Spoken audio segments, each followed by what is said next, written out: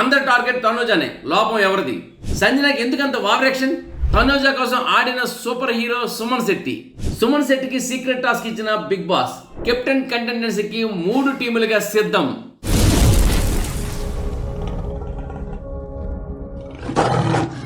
Hi hello నమస్తే, నేను మీ SS Patnaik. చూస్తూనే ఉండండి పెమ్స్ టీవీ. షేర్ చేయండి, లైక్ చేయండి, సబ్స్క్రైబ్ చేయండి, గంట సింబల్ కొట్టడం మర్చిపోకండి. ఇక బిగ్ బాస్ అప్డేట్స్ విషయానికి వచ్చినట్లయితే సోమవారం రాత్రి జరిగిన ఎపిసోడ్లో నామినేషన్స్ ఎవరెవరు అయ్యారనేది వచ్చింది. అది ఆల్రెడీ మనం ముందే చెప్పేసుకున్నాం ఎవరెవరు నామినేషన్ అయ్యారని. సంజన, తనూజ, సుమన్, భరణి, సాయి శ్రీనివాస్, రాము, కళ్యాణ్లు నామినేట్ అయ్యారని చెప్పేసి ఆల్రెడీ ఎపిసోడ్ రాకముందే నిన్ననే మనం చెప్పేసుకున్నాం. అయితే ఈ టాస్క్లోని నిన్న రాత్రి జరిగిన టాస్కుల్లోని ముఖ్యంగా మొట్టమొదట నామినేషన్లోకి దిగింది ఏంటంటే అంటే అక్కడ బొమ్మలు పట్టుకొని పరిగెట్టే గేమ్.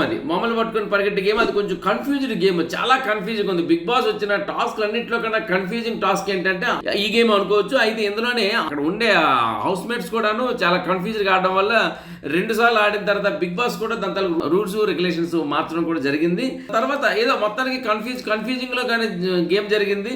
ఏదైనప్పటికీ మొత్తానికి ఆ గేమ్ ని మనకి ప్రదర్శించిన తర్వాత అందులో మనం చూసిన తర్వాత ఒకటి నాకు ఫస్ట్ అనిపించింది, సంజనాకి ఎందుకు అంత ఓవర్ యాక్షన్. అవునండి, అక్కడ ఫస్ట్ సంజన పరిగెట్టలేక బొమ్మ పట్టుకొని మిగిలిపోయింది. తర్వాత సంచాలకురాలుగా దివ్య గారు వచ్చేసి బొమ్మని చేంజ్ చేయమని బిగ్ బాస్ చెప్తే పవన్ చేతిలో ఉన్న బొమ్మతో ఎక్స్చేంజ్ చేస్తే రీతు బొమ్మ తన చేతిలోకి రావడం జరిగింది. ఇప్పుడు దీని ప్రకారం రీతును నామినేట్ చేయాలి.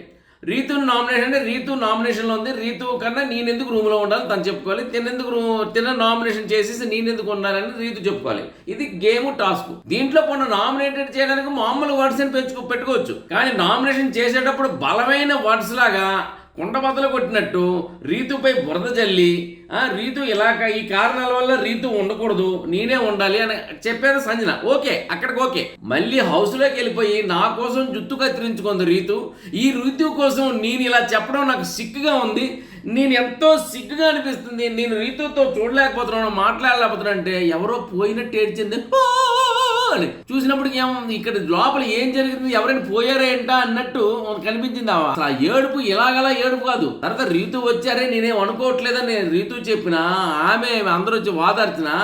ఆ తర్వాత గౌరవ్ వెళ్తే డైరెక్ట్ కెమెరాతో అనేసాడు, ఎందుకంత ఓవరాక్షన్ బిగ్ బాస్ ఒక టాస్క్ కోసం, నాకైతే నచ్చలేదని గౌరవ్ అయితే అన్నాడు. అది గౌరవ్ అనే మాట కంటే అది అందరు హృదయాల్లో ఉన్నమాట. సంజనాకి ఎందుకు అంత ఓవరాక్షన్ అని. ఇక ఈ నామినేషన్ టాస్క్లో అందరు టార్గెట్ తనూజేనండి.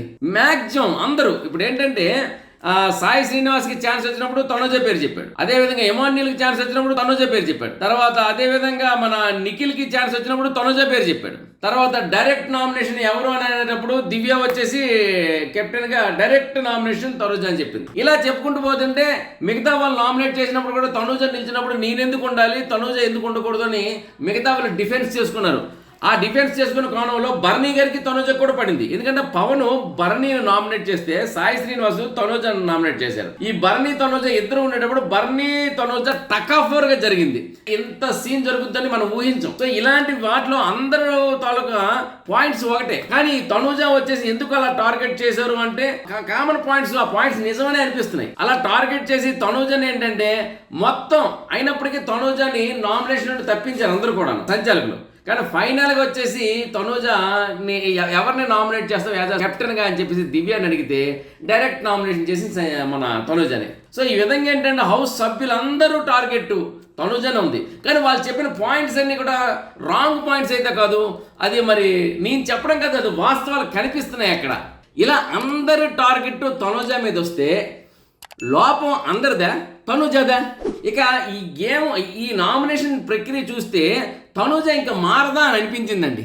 నిజమేనండి, ఆ అరుపులు, కేకలు, చిరాకులు, అందరి మీద పడిపోవడాలు నాగార్జున గారు చెప్తూనే ఉన్నారు.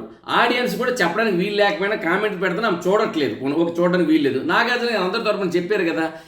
అయినా సరే ఆమె చిరాకుతనం ఎక్కడ కనిపిస్తుందంటే నామినేషన్స్ అయినప్పుడు ఎవరు ఆట వాళ్ళది, ఎవరు పరిగెట్టి వాళ్ళు వెళ్ళి ఆ బొమ్మను తీసుకురావాలి.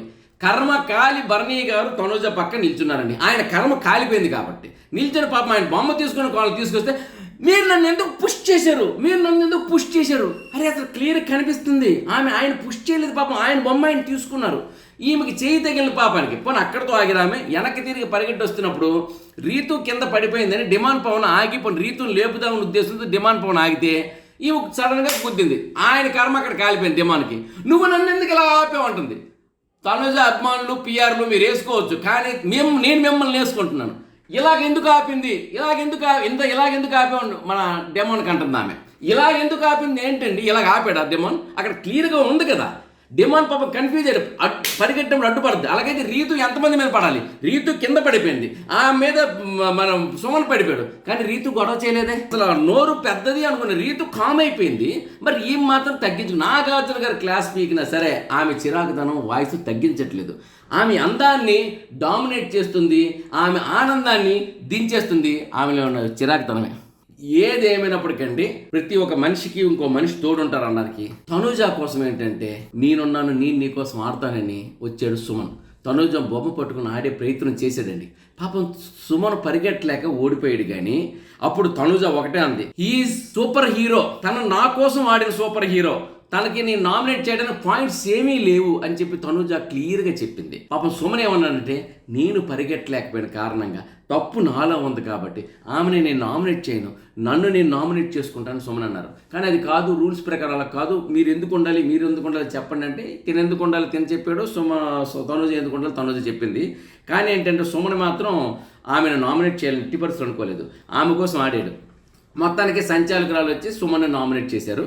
అయితే తనుజ వచ్చి హగ్ చేసుకొని నువ్వు నా కోసం ఆడావు, నువ్వు నా కోసం ఆడిన సూపర్ మ్యాన్వి అని చెప్పేసి హగ్ చేసుకొని చెప్పింది.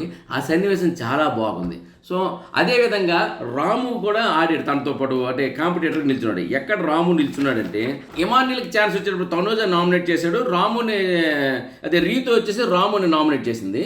వీళ్ళిద్దరు కలిసి తనుజ రాము ఇద్దరు నిల్చునేటప్పుడు రాము అయితే నాకన్నా బలమైన కంటెస్టెంట్ కాబట్టి తను నా ఒక నష్టం అవుతుంది అని తను ఏదో చెప్పాడు. మొత్తానికి ఏంటంటే అక్కడ త్యాగం చేసాడండి. అంటే తనే ఉండాలి, నేను వెళ్ళిపోవాలి అనే కోణంలో తిను ఉండాలని చెప్పే విధం కూడా తిను వెళ్ళిపోవాలి, నేను హోమ్ సిక్గా ఉన్నానని చెప్పి తప్పించుకొని మొత్తానికి ఏంటంటే త్యాగం చేశాడు రాము. ఎందుకంటే ఆమె గత వారం మన గౌరవ్ని కాపాడింది, గౌరవ్ గుప్తాని కాపాడింది పవర్ ఉపయోగించకుండా కాపాడింది. దానికి ఏంటంటే ఇతను త్యాగం రుణం తీర్చుకున్నాడు అనుకోవచ్చు రాము. ఇక సుమన్ శెట్టికి సీక్రెట్ టాస్క్ ఇచ్చారు బిగ్ బాస్. అందరికి ఫోన్ కాల్స్ వస్తాయి, ఒక్కొక్కరికి ఫోన్ కాల్ వస్తే ఫోన్లో ఏంటంటే ఒక్కొక్క సీక్రెట్ టాస్క్ ఇస్తారు. మొత్తానికి ఏంటంటే సుమన్కి ఒక సీక్రెట్ టాస్క్ ఇచ్చారు. ఏంటి ఆ సీక్రెట్ టాస్క్ అంటే ఒక 3-4 కూర్చున్న దగ్గరికి వెళ్ళి సుమన్ ఒకరిని లేపేసి అక్కడ సుమన్ కూర్చోవాలి.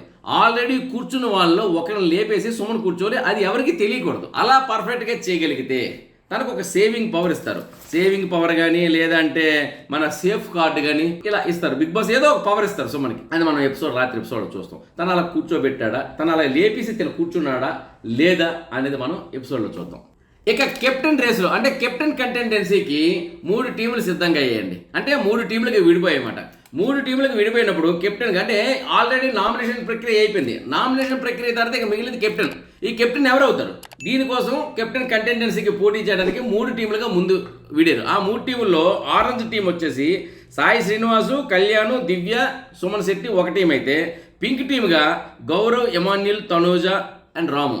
ఇక బ్లూ టీమ్గా భరణి, డెమాన్, రీతు, నిఖిల్, ఇలా 3 టీంలు. అయితే ఇందులోని మొట్టమొదటి ఒక టాస్క్ పెట్టారు. ఆ టాస్క్కి ఆరెంజ్ టీం నుండి దివ్య, పింక్ టీం నుండి ఎమాన్యుల్, బ్లూ టీం నుండి నిఖిల్ వెళ్ళారు. అయితే ఈ టాస్క్లో పింక్ టీం నుండి ఎమాన్యుల్ గెలిచాడు, సెకండ్ ఏమో నిఖిల్ అన్నాడు బ్లూ టీం నుండి. ఓడిపోయింది ఎవరంటే దివ్య. ఒక ఆరెంజ్ టీం దివ్య ఓడిపోయింది కాబట్టి ఆ టీం నుండి ఎవరినో ఒకరిని కెప్టెన్ కంటెండెన్సీ నుండి తప్పించాలి. ఇది గెలిచిన పింక్ టీంకి అప్పచెప్పారు.